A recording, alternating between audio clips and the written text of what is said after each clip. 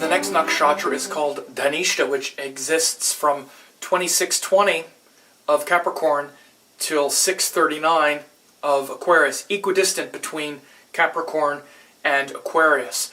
And Dhanishta literally is related to wealth. Dhan means wealth.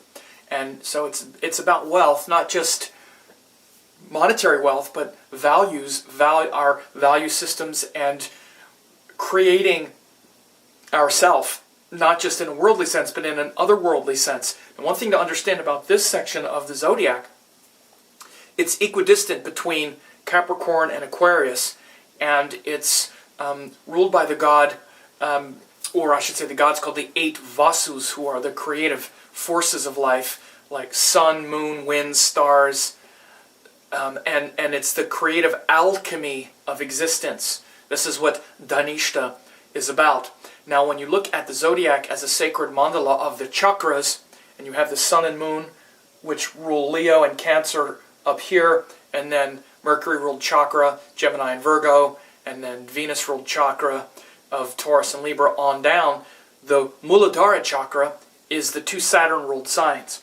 And the 2 Saturn ruled signs are Capricorn and Aquarius, and this nakshatra of Dhanishta bridges those two equally. So it's right at the base of the spine where we have the Kundalini.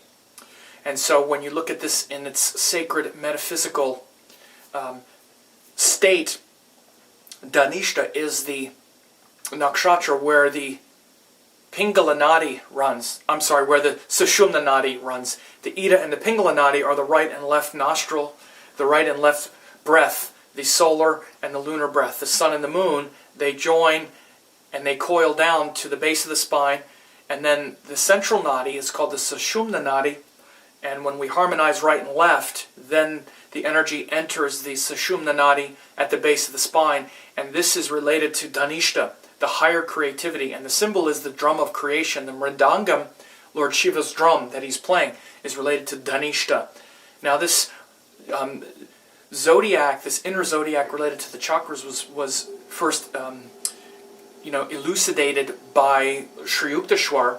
A lot of his astrology was based around this kind of celestial inner chakra, and so it's very powerful to see that it's not just the manifestation of worldly wealth and outer wealth in Dhanishta, but inner wealth, and in fact that point where the energy starts to rise up the Kundalini, transforming the solid materiality of earth into the kinetic energy of air, and it starts to move up the spine, where the fire starts to move up the spine. The planetary ruler in the Vimsotri Dasha scheme is Mars, so it's about that fire in the earth, Dhanishta, and this is where Mars is at its highest exaltation degree, is right here in this nakshatra. So where Capricorn becomes Aquarius, where that inner strength and commitment to truth and emotional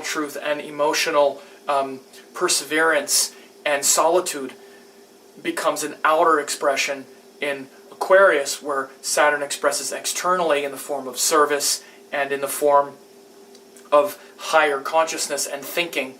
This is where Dhanishta fits into the nakshatra scheme, and the 8 Vasus, the creative forces, not only create wealth in our life, but literally create the rebirth of our soul. And this is where it really starts to happen, because you remember I said this is the section of the zodiac from Sagittarius to Pisces where the soul is becoming liberated.